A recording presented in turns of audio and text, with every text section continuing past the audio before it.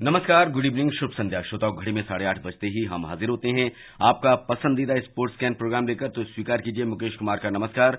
और आज हमने खेल खबरों पर चर्चा के लिए आमंत्रित किया है वरिष्ठ खेल पत्रकार वी कृष्णा स्वामी को। कृष्णा जी, आपका बहुत बहुत स्वागत है। नमस्कार कृष्णा जी, जिस तरह से आज अदिति अशोक ने नैरोबी में जो सफलता पाई है, गोल्फ में शानदार खेल दिखाया, उसके बारे में क्या कहेंगे? देखिए, ऐसा है कि ये एक उभरता हुआ खेल है भारत में, और अदिति ने दिखाया इतनी छोटी उम्र में। ओलंपिक्स में भी उन्होंने जो है चौथा स्थान प्राप्त किया था, पदक के बिल्कुल करीब आई थी। तो जिस प्रकार से कीनिया में अब वो जो है 5 शॉट से आगे हैं, लगता है कि अपने करियर का चौथा खिताब जीतने के काफी पास पहुंच गई हैं। बिल्कुल, और भी खबरों पर आपसे चर्चा करेंगे। अब तक जो हेडलाइंस हैं वो अपने श्रोताओं को बता।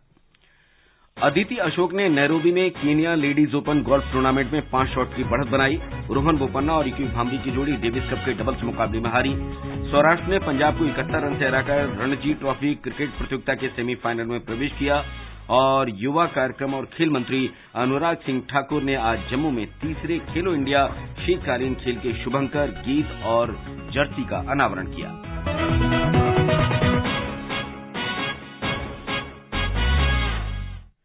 तो सबसे पहले बात करते हैं गोल्फ की। अदिति अशोक ने केनिया के नैरोबी में लेडीज ओपन गोल्फ टूर्नामेंट में 5 शॉट की बढ़त बना ली है। 2016 महिला इंडियन ओपन जीतने वाली भारतीय स्टार ने विपिंजो रिज पर लगातार दूसरे दिन बढ़त बनाई। 2022 की महिला इंडियन ओपन की उपविजेता अमनदीप द्राल ने 74-74 के स्कोर से कट हासिल किया था और 36 होल में 2 ओवर का शॉट खेला और 21वें स्थान पर रहीं।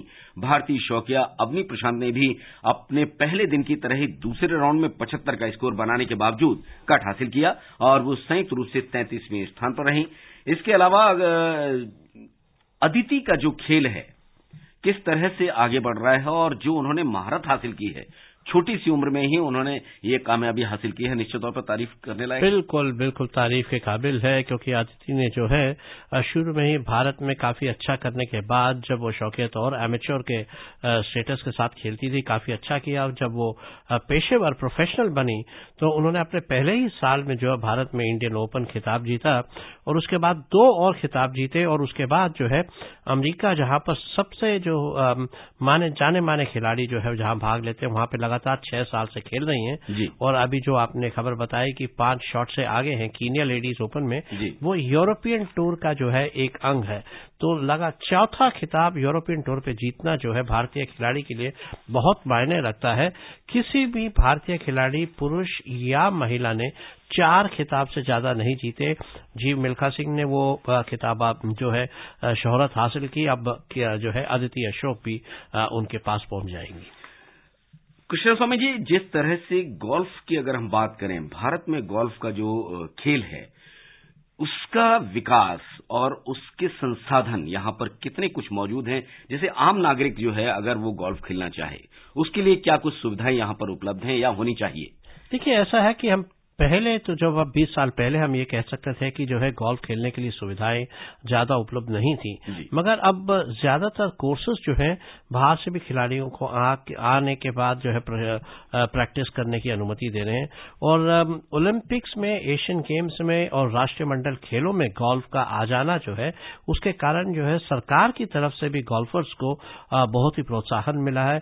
अभी हाल ही में जो है हमारे खेल मंत्री अनुराग जी ने भी जो है गोल्फ की सारी संस्थाओं से बैठक की और कहा कि भाई किस प्रकार से भारतीय गोल्फ को जो है आगे ले जाया जा सकता है।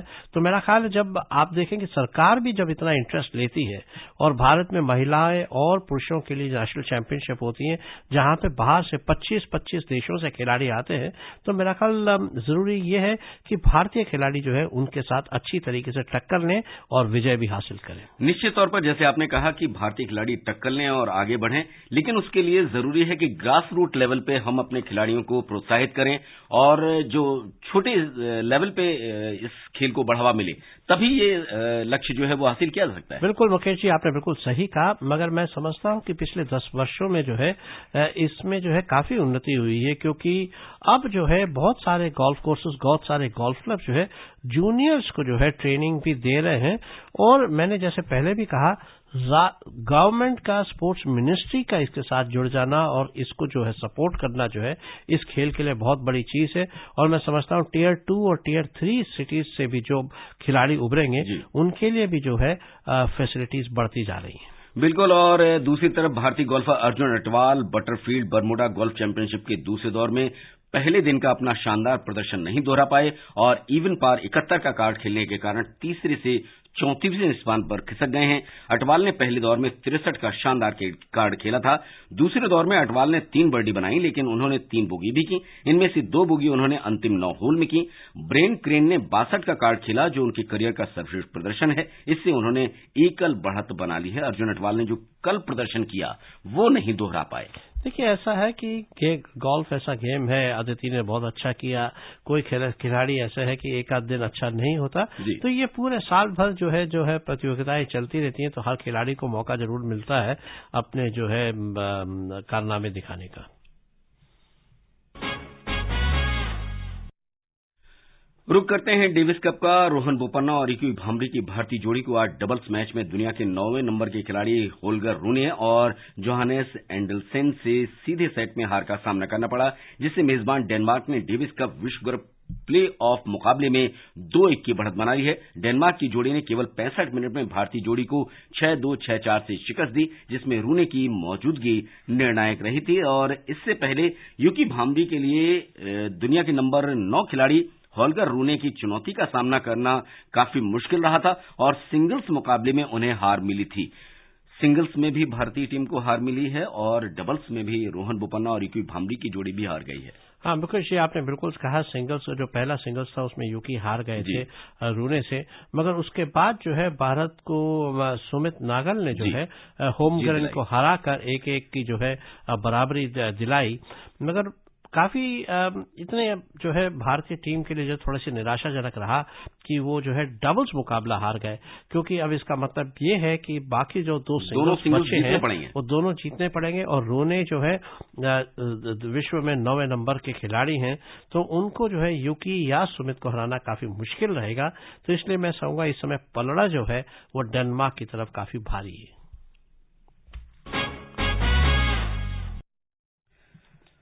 और अब बात करते हैं क्रिकेट की। भारत और ऑस्ट्रेलिया के बीच अगले सप्ताह होने वाली टेस्ट श्रृंखला के शुरू होने में कुछ ही दिन बचे हैं। ऐसे में 4 मैचों की श्रृंखला की पिचों पर काफी ध्यान दिया जा रहा है और ऑस्ट्रेलिया ने इस बारे में चिंता जताई है। तो सुनते हैं रिपोर्ट। ऑस्ट्रेलिया के पूर्व विकेटकीपर इयान हेली ने भारतीय क्रिकेट कंट्रोल बोर्ड पर स्क्वायर टर्नर प्रदान करने का आरोप लगाया है और इस तरह की रणनीति को अनुचित करार दिया है। हालांकि भारत के पूर्व कोच जॉन राइट ने हेली पर पलटवार करते हुए दावा किया कि घर में खेलने वाली टीमें अपनी टीम के अनुरूप पिच बनाने की हकदार हैं। क्रिकेटर से कमेंटेटर बने हेली ने ये दावा करते हुए बहस शुरू की है कि भारत अनुचित विकेट बनाकर ही श्रृंखला जीत सकता है। हेली ने कहा कि भारत के पास अच्छी टीम है, लेकिन मैं उनके स्पिनरों से तब तक नहीं डरता जब तक वे अनुचित विकेट नहीं देते। हेली ने कहा कि इस तरह की पिचों पर वे हमसे बेहतर खेलेंगे, लेकिन अगर उन्हें भारत की तरह सपाट विकेट मिलते हैं तब गेंदबाजों को कड़ी मेहनत करनी पड़ती है। लेकिन जॉन ने अनुचित पिच के दावों को खारिज कर दिया और कहा कि ऐसी रणनीति अनुचित नहीं है। Chandrashekhar Sharma, sports scan. अपने घरेलू टीम के लिए पिच बनाना, उनके अनुकूल पिच बनाना कहीं से ऑब्जेक्शनेबल तो नहीं है? देखिए, ऐसा है कि अब दुनिया में ये एक प्रैक्टिस सा बन गया है। जब भी कोई भी टीम अपने घर पर जब खेलती है तो पिच को इस प्रकार से जो है प्रिपेयर करती है, तैयार करती है, जो कि उनके खिलाड़ियों के लिए सहायक हो। तो और निश्चित रूप से उनके गेंदबाजों के लिए या तो तेज पिच बनाई जाती है या जो है स्पिनर्स को जो है सहायता देने वाली पिच बनाई जाती है। मगर उस समय ये भी ध्यान रखना चाहिए कि पिच इतनी खराब या इतनी एक तरफी ना हो जाए कि जो है दूसरी टीम को कोई मौका ही ना मिले, क्योंकि जब ऐसा हो जाता है तो जो खेल की रुचि है, खेल में जो लोगों को जो मतलब की एक्साइटमेंट आती है वो बहुत कम हो जाती है। तो इसलिए ऐसा है, मुकाबला थोड़ा सा कड़ा और बिल्कुल तगड़ा होना चाहिए, तभी जो है देखने वाले दर्शकों को भी थोड़ा मजा आएगा। लेकिन कृष्ण स्वामी जी, इस बारे में, पिच के बारे में, पिच कैसी हो, किस तरह की कंडीशन होनी चाहिए, इन सब के बारे में आईसीसी के नियम क्या कहते हैं? देखिए, आईसीसी ने थोड़ी बहुत तो छूट दे रखी है, क्योंकि उन्हें भी पता है कि जो मेजबान देश है वो हमेशा जो है कुछ ऐसी पिचेस बनाएगा जो उनके लिए अच्छी रहेंगी। तो इसलिए, मगर फिर भी इतनी खराब पिच नहीं होनी चाहिए कि जैसे मैंने पहले भी कहा, वो दूसरी टीम को मौका ही ना मिले।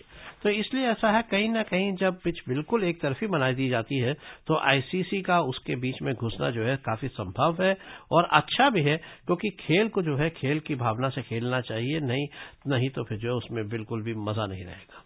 और रुक करते हैं रणजी ट्रॉफी मैच का। पार्थ भूत के ऑलराउंडर प्रदर्शन के दम पर सौराष्ट्र ने आज राजकोट में पंजाब को 71 रन से हराकर रणजी ट्रॉफी क्रिकेट प्रतियोगिता के सेमीफाइनल में प्रवेश किया। सेमीफाइनल में सौराष्ट्र का सामना कर्नाटक से होगा।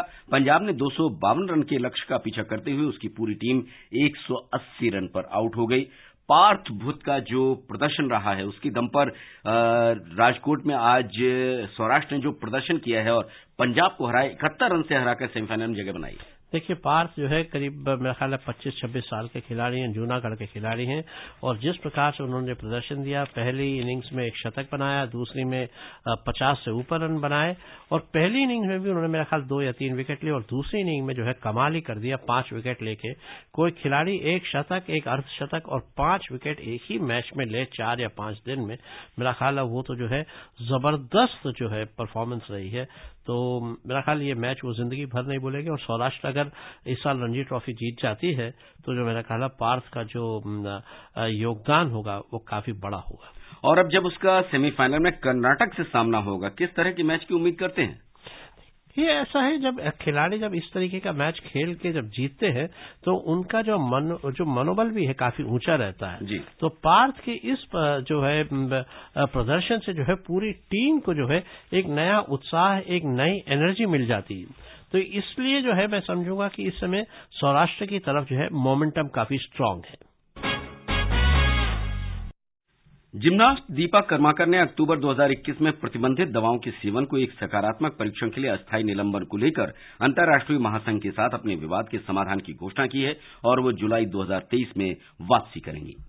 दीपा को एक अस्थायी निलंबन मिला था जब एक प्रतियोगिता से बाहर परीक्षण से उनका नमूना एक प्रतिबंधित पदार्थ के लिए सकारात्मक निकला, जिसे उन्होंने अनजाने में लिया और इसके स्रोत का निर्धारण नहीं कर सकी। दीपा ने शनिवार को एक ट्वीट में कहा कि इस मामले को सौहार्दपूर्ण ढंग से सुलझा लिया गया है। उनका निलंबन 3 महीने कम कर दिया गया है, जिससे जुलाई 2023 में अपने पसंदीदा खेल में वापसी करने की उन्हें अनुमति मिली है। 29 वर्षीय दीपा 2016 में रियो ओलंपिक खेलों में वॉल्ट स्पर्धा के फाइनल में पहुंची थी। ऐसा करने वाली वे पहली भारतीय जिम्नास्ट हैं। प्रतियोगिता में वे चौथे स्थान पर रहीं। 2021 में टोक्यो ओलंपिक के लिए क्वालिफाई करने से दीपा चूक गई थी क्योंकि वे चोटिल होने और एशियाई चैंपियनशिप रद्द होने के कारण क्वालिफाई नहीं कर सकी थी। डोपिंग निलंबन से 2022 सीजन और राष्ट्रमंडल और एशियाई खेलों की तैयारी की उनकी योजना बाधित हुई। जुलाई 2023 में निलंबन समाप्त होने के साथ दीपा के पास इस साल सितंबर में एशियाई खेलों के लिए क्वालिफाई करने के लिए पर्याप्त समय नहीं है, लेकिन वे अगले साल होने वाले पेरिस ओलंपिक में जगह बनाने का प्रयास कर सकती हैं। जागृति शर्मा, स्पोर्ट्स स्कैन।